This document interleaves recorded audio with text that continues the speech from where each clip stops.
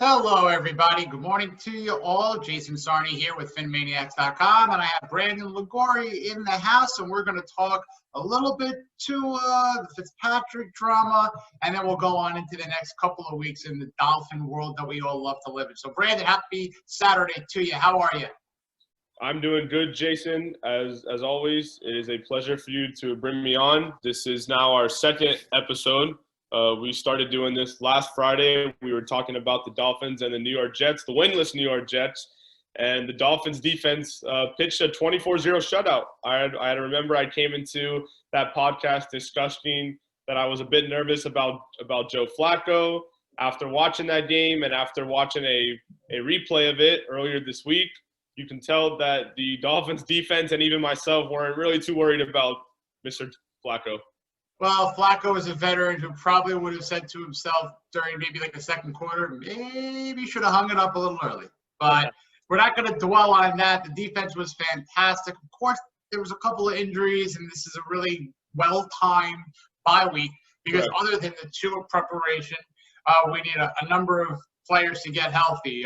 Andrew Eagle took a tough hit by actually a teammate, got hit in the helmet, had a concussion, so he needs a nice week and a half off, as well as just everybody else with that wear and tear. So let's talk Fitz. Ryan Fitzpatrick really heard the news, I guess, as tough as he could. There was the Flores direct interaction. There was obviously the news that got out there maybe a little early or maybe a little bit, not the best way it could have broke. What's your take? What's your localized opinion, being you're a Florida guy? So last week in our debut show, me personally, I had talked about that I didn't think Tua Tagovailoa would be handed the main keys to the offense just yet. But I mean, for Ryan Fitzpatrick we live in a world today where social media is, consistently there's news that comes out every single second. So and for Ryan Fitzpatrick being, I believe he's 37 years old, he I'm sure knows, and he has kids of his own, that just the world that we live in today, it's consistently socially media driven. So I mean, as a professional athlete, and obviously we should all know that athletes have feelings. I think the best way for him to find out about that news that Tua Tagovailoa would be starting in Week 8 let's hear it from your owner first. Let's hear it from your GM, and let's hear it from your head coach. Let's not really hear it from the social media world. But again, as I've said, and I'll continue saying, the world that we live in today is just consistently social media. You're 100% right. And, it's funny, 20 years ago, everyone was worried about what they were waking up to. And now you're worried about what you're walking into the next room to. It's like, you know what, I just finished my lunch, but are you kidding me? That just came out there. And then in 3 minutes, everybody forgets because the next thing breaks. It's an absolute crazy time. And what was your take on were you surprised, not to dwell on this. This is really what everybody's talking about, and then there's little micro stories from each of it. But Ryan Fitzpatrick really kind of let his heart out, unlike I've ever seen before. And it almost was it was heartbreaking. It was kind of inspiring, I guess, in a weird way, to kind of just listen to someone be that truthful on what would clearly go viral in a social media setting. So what are your thoughts on, I guess, bravery, too much information, perfect? What are your thoughts on how he handled it? What struck me the most was when one of the media guys had asked Fitzpatrick, what are your overall thoughts, and how are you going to be able to take the backup job role now behind Tua? And I believe Fitzpatrick had said a comment as well. My day consisted of me walking into a media session with a guy who basically just fired me, and my day then consisted of me sitting in a quarterback room going over film with the guy who basically is taking my job. And I thought that was definitely heartbreaking for a guy like we always talk about Ryan Fitzpatrick and his attitude, his positive attitude. I mean, he had the Dolphins at 3-3 after an earlier than expected bye week. Because remember, with the COVID-19 schedule changes, the Dolphins were supposed to have, I believe, a week 11 bye, but the bye was moved now earlier, which I definitely agree with you that the bye comes at a perfect timing with the injuries to Devontae Parker, who left early last week and with a groin. Andrew Van Ginkel left with a concussion. So to hear that specific comment about Fitzpatrick and how that there was basically he had to sit in a room with the guy who fired him and then go over film with the guy who was taking his job. That pretty much struck me the most. Yeah, it was a lot of very candid. It was just extremely, blatantly truthful. And then you put yourself into that room, and it really just truly is a painted picture in words that I've never really seen before. So it's not something, again, to dwell on, but it's something that I think Ryan Fitzpatrick has not thrown his last football. I don't know if that leads people to believe that I think he's going to be. And that's what's definitely it, and that's what I was thinking about too. But here's this thing now. So Tua Tagovailoa in Week 8, he'll start against the Rams. That's obviously old news now. But the Dolphins concluding the Rams game, they'll have 9 more games left. Now, what if Tua Tagovailoa, let's say, God forbid, let's say that he suffers a catastrophic injury that may suffer his 2020 season. Now, the Dolphins will obviously have to bring back in Ryan Fitzpatrick. So I don't think necessarily that Fitzpatrick should take it as was this my last snap ever as a professional football player? Was this my last snap as a Miami Dolphin? I mean, Ryan Fitzpatrick is still getting paid $7 million to back up Tua Tagovailoa. So I wouldn't really, if I'm Ryan Fitzpatrick, I'm still waking up happy as clams every single day. Listen, I agree with pretty much everything you said, and I've seen a lot of people say things maybe out of the Dolphin world that, oh, no one's feeling bad about Ryan Fitzpatrick. He's a millionaire. Listen, you're right. To be able to, wake up, have your family of 47, kidding, but obviously to have a very big family that Ryan Fitzpatrick has, and probably a couple of pets on the way, in there too. Just everything is fine financially with him. And it's good for him. I'll tell you what, he could have made a fraction of what he was earning in his career, and he's an economics Harvard-educated guy, so I'm sure his money is very secure. Right. There's nothing wrong with Ryan Fitzpatrick, but there's a humanistic side of it with sport. You put this on a movie screen, people are crying their eyes out in the theater because that's what we saw. And there was a line that I put into an article I basically nearly teared writing right after the press conference. And I basically took his quote, like you took a quote from him. What I took away was his message to the NFL. And it was simply this. Towards the end of it, he said, I'm always ready to go. I can probably come out of the stands in 5 years if I need to without having thrown a football. Oof. Oof. If that doesn't get you jazzed up to say, we will see this man run down the field again, you're right. I mean, it shows that he definitely loves the game of football. He loves being around this organization, and I truly believe that this organization loves having him. Here's the thing: the Dolphins sitting at 3-3 right now. They're only 1 game out of the AFC East. So if you're looking at it from a standpoint, will the Miami Dolphins possibly win the AFC East for the first time since 2008? 2 weeks ago when the team was sitting at 1-3 and the Bills were sitting undefeated at 4-0, we really weren't talking about will the Dolphins secure that AFC East. But now with the Dolphins securing back-to-back blowout wins over the Niners and now the winless New York Jets and the Buffalo Bills suffering 2 consecutive losses, this could be a possible decision where, hey, look, the LA Chargers threw in Justin Herbert.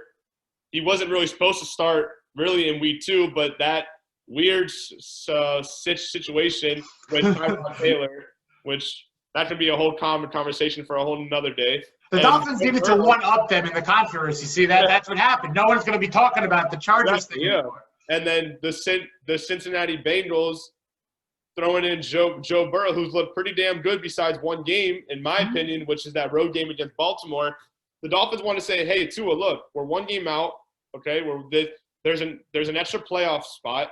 So now you got 7 in the AFC and 7 in the NFC. We're 1 game out. Go win us some games. And you got to remember, too, the Dolphins are building for the future. Now, Ryan Fitzpatrick knew damn well that when he took over this job that he was going to be soon taken behind Tua Tagovailoa. It was only a matter of time before once the medical experts came back and said, look, Tua's 100% healthy. He's ready to go. The hip looks fine. Throw him out there and see what he can do. You can look at it and say this is not a good timing because the Dolphins sit only 1 game out of the division. They're still eyeing a playoff spot. But you could say, look, let's rely on now what can a rookie quarterback do in 2020? Can he lead us to a playoff spot? Can he lead us more than 5 victories, which is what the Dolphins secured 5 victories in Brian Flores' last year? His first year as head coach. So it will be very interesting to see. I mean, hey, if you want to talk about the Los Angeles Rams, we can sit here for a little bit and talk about Aaron Donald and how his 7.5 sacks leads the National Football League. So that is definitely a conversation for the offensive line to really focus on Aaron Donald. And yes, obviously, nobody wants to see Tua get hit by Aaron Donald. Nobody. That means sack, or that means just didn't get anything on the RPO. So whatever it is, or his option, whatever the case may be. But to kind of go back to your points, Tua is coming in at the perfect time, and it almost reminds me, and I hate saying it, Dan Marino did not start in the first game. He was a rookie. They brought him in when the kind of time came. And you know what? Fitzpatrick didn't play bad. I feel like a lot of people were saying, oh, he's got this statistic, that statistic. He looks great. Well, he looked good. Mm-hmm. I don't want to downplay it. I don't want to upplay it. He plays very above his means, and that's a fun guy to watch. It's almost like a different version of Chad Pennington on the grit and the grind side instead of the, typical master of placing the ball where you need it to be. In the Seattle game, we didn't see Fitz throw the ball with any verve, any. Yeah, correct. And Ryan Fitzpatrick did throw his second consecutive 3-touchdown game last Sunday against the New York Jets. But again, Ryan Fitzpatrick also threw two pretty, I guess you can say, dumb interceptions. He did throw one, I believe it was a deep ball that was now labeled as the butt in interception. I believe it was one-on-one man coverage, Preston Williams on Marcus May on Preston Williams. And prior to that interception, Fitzpatrick threw, I believe it was a red zone interception to Brian Poole, who was a former Florida Gator. But that's just the play that you're going to get. You're going to get the 3-touchdown, 2-touchdown, even 4-touchdown performance from Fitzpatrick. And there's also going to be some days where you get those 2-3 interceptions. Me personally, I think the Miami Dolphins didn't play an A-plus game last week despite securing a 24-point victory. I believe that the Dolphins left some points off the scoreboard for sure. Absolutely. But hey, I'm looking forward to seeing Tua Tagovailoa's first start. I did not see it coming week 8. I will sit on here and I will be 100% honest with you. Mm-hmm. I did not see it coming week 8. Especially, I did not see it coming against a tough NFC West opponent in the Los Angeles Rams. I mean, not only do you look at Aaron Donald, you look at one of the best cornerbacks in this league, and that's Jalen Ramsey, who's a former FSU graduate. So, hey, we've seen some great left-handed quarterbacks. We've seen Michael Vick. We've seen even Tim. I know people are going to laugh at me for saying this, but Tim Tebow with a short Denver Broncos state, he did lead to an upset victory over the Pittsburgh Steelers. I know that touchdown pass was great. That literally put like a dagger. I think I had something on. Something was making me very upset that game, Brandon. Why I was watching some guy had an open run for a walk-off touchdown that Tim Tebow delivered. Whatever it was. But I know what you're saying. I'm with you. And, it was earlier than I thought. I was one of the guys that said a lot in the summer, this is Ryan Fitzpatrick's hopeful last year in the sun. You know what? If we all thought that things were going to be rosy and perfect, then 32 teams would win Super Bowls a year. That's just not the case. So this is a control. Ryan Fitzpatrick has to understand that Tua Tagovailoa has a first-round contract. Now, first-round contracts are normally $25, $30 million. The Dolphins are relying on a lot of money. They don't want to make the same mistake that the Dolphins made with Ryan Tannehill, which I have it in my Twitter bio. So if anybody wants to go check it out, on my last sentence, I have Ryan Tannehill is not a bust, and that's definitely true.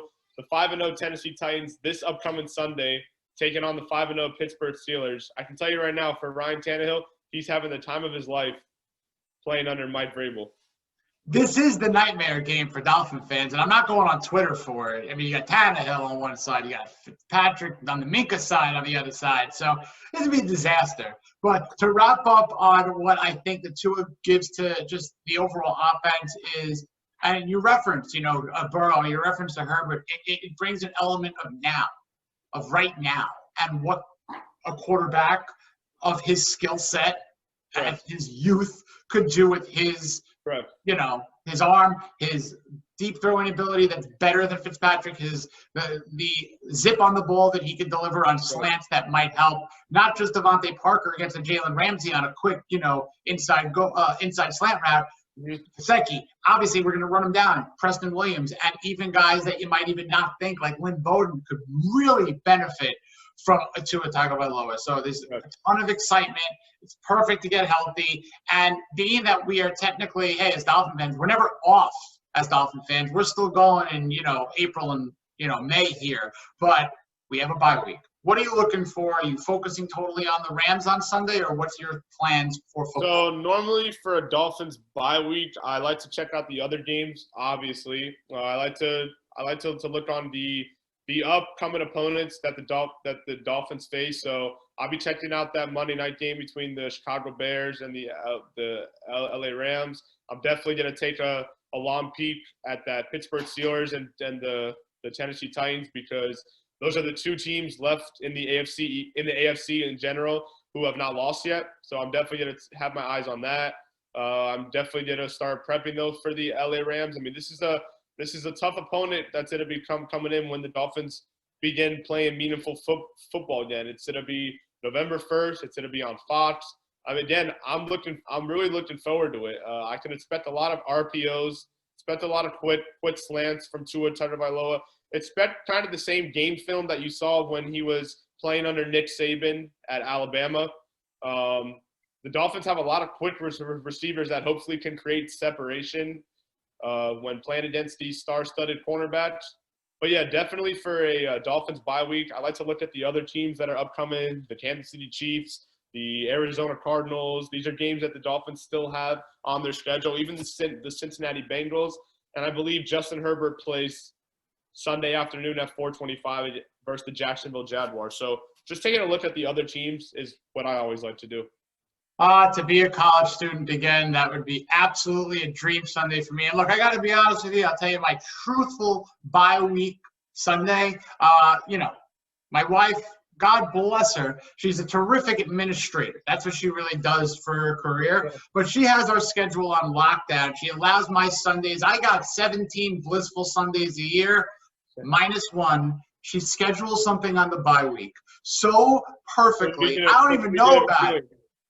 Basically, my brother-in-law told me what I was doing. I had, the ability to get some coffee with him yesterday. I said, what's going on for you guys this weekend? He's like, we're going to the zoo. I'm like, that's terrific. He's like, well, you are too. I'm like, oh, I did not know that, but I'm sure it's fine. Now that's definitely funny, because when I normally, if I'm out, if on any typical Sunday, whether the Dolphins are playing or not, I'm normally inside my room covering the game from my Mac. I'm watching the game, but on a bye week, even if I leave my room for a bit, my phone's always on me. So I have the NFL app, I have the ESPN app, I have the CBS Sports app, I have Twitter, I do different picks on different fantasy games where you pick different games to see which winner is going to win for that specific week. So I'm never really, even if I'm outside of my dorm room for whether it be a couple minutes or a couple hours, the NFL is all, and me. The NFL and I are always 24/7. It's neck and neck attached. So, I love it. That's why you're writing for us. You're, an up-and-coming writer, a podcaster. It's a pleasure to chat with you. And, I'm going to be giving you some assignments on Sunday. Maybe you got to check out some of those Rams and see what you can maybe report on PhinManiacs for a matchup. Thank you. For that story you'll be putting on. So continue the great work, Brandon. Appreciate it. Enjoy your weekend. And I will definitely be looking forward to football when we're back in it, November 1st, Tua Tagovailoa. Check us out on PhinManiacs.com. Fins up, everybody.